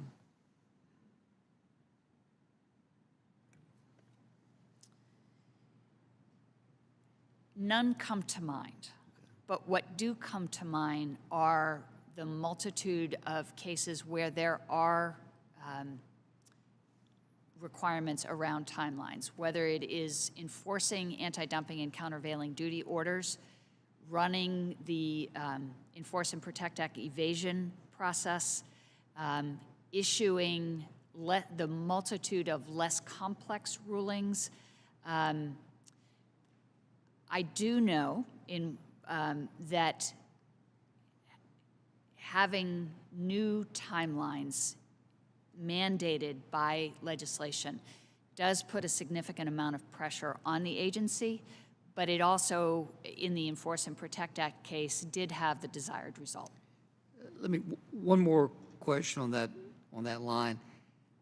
Would stricter timelines for CBP, could it prevent supply chain disruptions and bottlenecks? Would it help or would it alleviate it? So I think having additional predictability is always helpful to the private sector, something that they can count on. I'm not sure that it would resolve supply chain congestion. May I ask you, CBP for several years has proposed legislation to establish a new global trade specialist, a position within the agency. In the last Congress, both the Senate and the House passed bills to grant CBP this authority. It was not enacted into law. A couple questions. One, are you familiar with the proposal? And if you are, could that change be useful to improve CBP's enforcement efforts? Absolutely. I'm both familiar. Okay. It actually developed under my watch, so I am a huge supporter. I think anytime we can invest in our trade personnel, particularly the non-uniformed trade experts, the attorneys, the auditors, the analysts that do a lot of the customs compliance work, is absolutely critical. Global Trade Specialist allows the agency to hire and recruit and retain for modern skills like analytics, the management of data, things that are critical tools in good trade enforcement and facilitation. Thank you, Ms. Smith. Mr. Chairman, my time has expired. I yield back. Thank you. I now recognize Mr. Moore from Utah for 5 minutes. Thank you, Chairman. Thanks for keeping us on time. Thank you, witness, for being here. I appreciate Ranking Member Blumenauer's comments right at the first. We highlighted some of the statistics on the burden of what we go through with our customs protections and the work that you do. It's a great, and it's a tall order. I think we all recognize that. And as with the globalized economy, like, we're requiring more and more from CBP than ever before. Then add the pandemic. So this is a big task. And I think we all understand that. In Utah, we're innovating to maintain our place as we call ourselves the crossroads of the West. Trade matters to us, efficiency matters to us, and we're pushing really hard to execute a bold vision to establish an inland port authority, and it's been a big undertaking.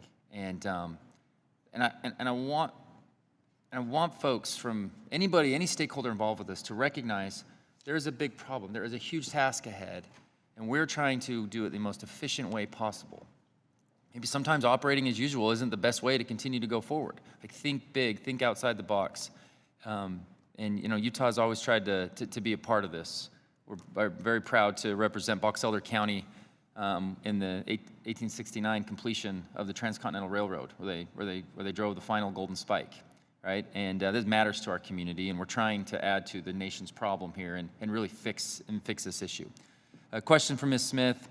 As this committee looks for ways to modernize, do you believe that inland ports meet our objectives, sort of our shared objectives to improve trade facilitation, minimize supply chain bottlenecks, and even as we interact in the future with China and holding them accountable, is this a feasible path? We'd be considering this. Congressman, I think it's a very interesting suggestion. I think any time that you can locate a government service close to its constituents is probably a good thing, even with the advances we've had in working remotely. One of the challenges, I do believe, in establishing new ports or new places for CBP to be is not only having the resources, but also having the infrastructure to support. And so it does come back to not only the bodies, well-trained and present, but also the information systems, the building that have to be there as well. And as I've been close to this, you've actually answered my second question and highlighting that unique need. As I've been close to this, that is Utah's concern. We are focused on making sure that we have the proper infrastructure and building it into a strategic plan that works. So I just wanted to use as an opportunity to highlight, we have a massive problem, as the ranking member highlighted as well, and I agree with, and this is a significant step in the right direction on solving some of this. And so thank you for that, and look forward to continue to work together. Mr. Ferguson, we got a minute and a half here to solve a very big issue with some questioning. It's great to see you. You've done work here before. You're familiar with Capitol Hill. Please feel at ease to answer this question candidly. Do you feel like sometimes we talk big and and we don't always put action towards something? Perhaps. We do. GSP is an opportunity for us to follow up on what we're trying to do. Everybody knows, and every thought player, every stakeholder, every member of Congress, every international trade expert, they recognize that, we're gonna have strife with China going forward. It's gonna continue. We saw what happened in the pandemic. Like, this is not something that we can just bury our head in the sand and deal with. So the main two thoughts on this is, how in the world as a nation do we de-risk from the potential looming threat, particularly in South China Sea and the Taiwan Straits? How do we de-risk, and also, to what extent do we decouple? There's different thoughts on decoupling, but everybody agrees we need to de-risk. In order to decouple smartly, we have to incentivize other partners to provide goods and services to our nation. We can't survive without it.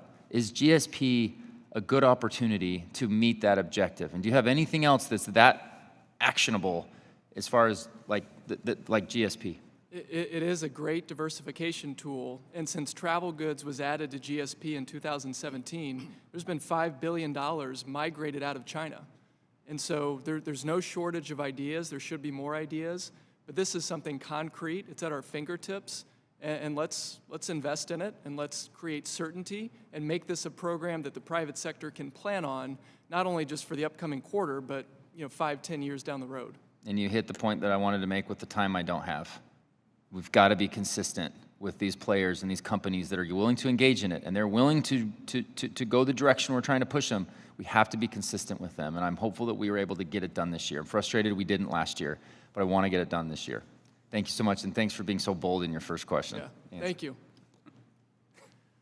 Thank you. I now recognize Ms. Steele from California for 5 minutes.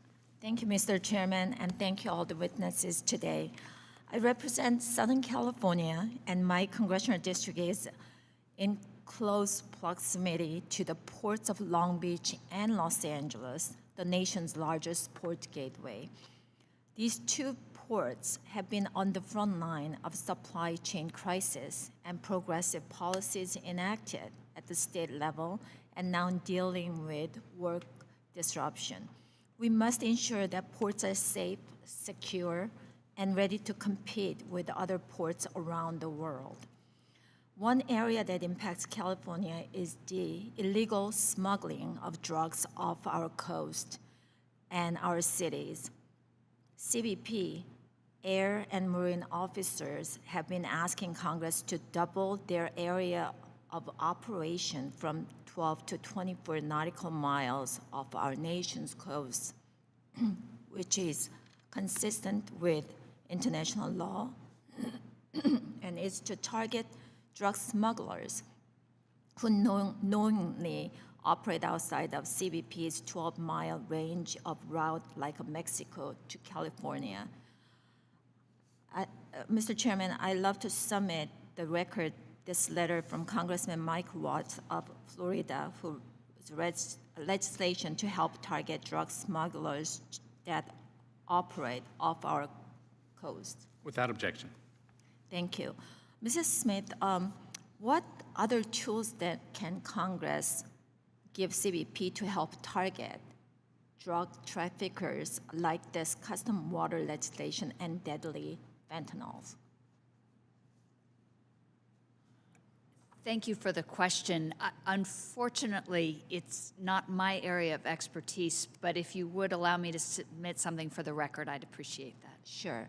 Any witnesses that you can, yes, please. We've obviously been talking about de minimis before, but that's exactly where a lot of this fentanyl is coming through.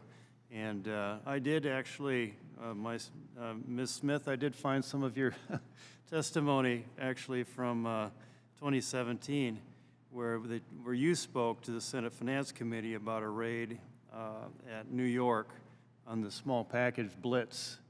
And 43% of the packages inspected were non-compliant, but they seized 5 pounds of fentanyl, which I did the calculation is 2.2 million milligrams, which a few milligrams of fentanyl can kill. So they found about 800 counterfeit goods and 1,300 other non-compliant imports. But forgive me for quoting you, Ms. Smith, but it was a good quote. It's a good statement. Transnational, from Ms. Smith's testimony, transnational criminal organizations are shipping illicit goods to the United States via small packages due to a perceived lower interdiction risk and less severe consequences if the package is interdicted. Thank you so much. And actually, I have another question for Ms. Smith. You mentioned the CBP has recommendations to update our customs laws. Are these areas in which CBP may be lagging other nations when it comes to facilitating legitimate trade and modernizing trade enforcement? And how might updates to our customs laws improve CBP's coordination with private sector traders? It's a great question, and I think it really calls out the opportunities. I believe that in the U.S., we are a world leader in trade facilitation and trade enforcement. But there is always more that can be done. And I would call out particularly two areas. One, the coordination not only within Customs and Border Protection, but with the other government agencies that regulate goods crossing our border. There are 50 other agencies that participate in the U.S. single window automation effort. So 50 agencies that have interest and requirements. Those requirements are not coordinated, nor is the data that each agency collects. And there is a huge opportunity there to reduce cost and improve coordination. I think the second area that, as a U.S. government, we can do to facilitate and enforce is to recognize the investment in compliance that many U.S. businesses have made and streamline their entry into the United States so that government agencies can focus on the truly bad actors. Thank you so much. During the supply chain crisis, I went out to the ports and we did a tour, and there are so many agencies that they are working separately and they never work together. So one of my bills actually passed under Coast Guard bill, and they have to work together. So hopefully that we can expand that. Thank you so much, Mr. Chairman. I'm not member of trade, but subcommittee, but you know what? I really enjoy these meetings, and thank you for inviting me. Thank you. I now recognize for 5 minutes Mr. Arrington from Texas. Thank you, Mr. Chairman. We had votes called, and coming in and out of the committee hearing is not ideal. I'm sure people have asked similar questions, and I apologize in advance if this is duplicative, but thank you for your time and your input. I've got one philosophical question for Ms. Vanderberg. I appreciate the concerns that we all share about forced labor, and you in particular in your organization. By the way, I hope they're equally concerned with the human trafficking that's happening at our southern border, because in part I think our nation's policies have made us complicit because we've empowered the human traffickers to do that. That's a separate issue. I don't want to be that guy that goes off track here, but you know, China cheats, they steal, they manipulate currency, they steal IP, they send spy balloons to collect data from military installations. They collect data on our children. They are our biggest adversarial threat, and they are the worst human rights violators, and yet we work so hard to try to have this reciprocal trade partnership. I'm perplexed by that relationship. We hold a different standard for China than we do Cuba and other countries. We can be indignant about these things that you care about and I care about when it's another country that has a small market, but if it's a big market, and listen, I'm speaking against some of my own district interests, that I have the largest cotton patch in the world. We make more cotton in a 100-mile radius of Lubbock, Texas, around Lubbock, Texas, than any cotton-producing region in the world, and our number one market is China. So I'm talking against this interest for a minute. mean, what should our policy be with China? What is our principle? What are our prevailing views? What are the goals we're trying to achieve? Because it's not working. I'll just leave it there and let you all respond.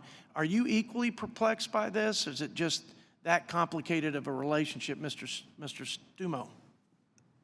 Thank you. It's it's like Groundhog Day. We tried this, in WTO, letting China in, where they were going to, we were going to trade with them. They're going to be an open, democratic, capitalistic economy. They've gone the different way. That's totally been false. We did it with Russia. They were going to be open, democratic, capitalistic. They invaded Crimea and now of Ukraine. So it doesn't work. And with China, it's totally non-reciprocal. We have a country that we like to consume cheap stuff rather than produce stuff. The Germans, the Japanese, the South Koreans, they focus on production there. They don't focus on production somewhere else with their allies. And by the way, allies are, fair weather friends. We have conflicting interests, Yes. one day versus another. But they focus on there. They dominate their home market and then export. We can't even dominate our home market because we don't produce enough to even fulfill our home market. Wow. The trade is the tail, the production is the dog. We've got to focus on the dog. In China, we can't buy Chinese land. We can't buy Chinese stock in Chinese companies. We can't put our Lincoln Institutes into their universities. They put their Confucius Institutes in our universities. They don't allow our de minimis goods in there. And if they do allow somebody in there, we're out in a few days, but they steal our IP and then they ship it back to us and we don't even inspect it because it comes back in our de minimis shipments. So, and we are funding their rise, we're funding their military, we're funding their ability to invade Taiwan. Other countries are not. There is no other country that can absorb the excess production of China like nobody's big enough and stupid enough like we are. The Japanese, the EU, nobody does it, it's us. That is the best, most comprehensive response to that question since I've been a United States congressman and been on this committee. The only thing you missed is the fact that we are also underwriting their policies and programs because we borrow from them and we pay them a tremendous amount of interest, and that interest is going up. Last point in 8 seconds, let's see if I can do this. Anybody can take this on. I heard my colleague say it's not authority, it's capacity. How in the world are we going to modernize and allow CBP to do their job to facilitate commerce and protect us from terrorism and other things in terms of their safety and security mission when they're overwhelmed and overrun by an open, chaotic, lawless border? I'll stop there, Mr. Chairman. Would you indulge one of the witnesses to just try to answer that? Yes. Thank you. I would just like to make the point that the China issue, of course, is complicated, but how can these decisions even be made when, for example, right now in dozens of airports throughout the United States, cargo shipments coming in from China and elsewhere are coming in blind. We have no idea the public has no idea who is importing these shipments, what's in the boxes. Until we have complete trade transparency, we have a big blind spot in terms of what's happening with China and what's being imported into the U.S. and by whom. Thank you. How about the shipment of synthetic opioids from across the border in the illicit opioid trade? But anyway, thank you, Mr. Chairman. You've been very indulgent and patient with me, and it's because you claim to have the largest agriculture district in America, and I'm going to Data-driven. Data-driven. Data-driven. Thank y'all. Thank you. The gentleman yields back. Thank you to our witnesses for your insight, for your expertise. I think it's been a very thoughtful exchange. I appreciate all the members' participation. These are issues we need to address, and so we look forward to further input. And please be advised that members have 2 weeks to submit written questions to be answered later in writing. Those questions and answers will be made part of the formal hearing record. With that, the subcommittee stands adjourned.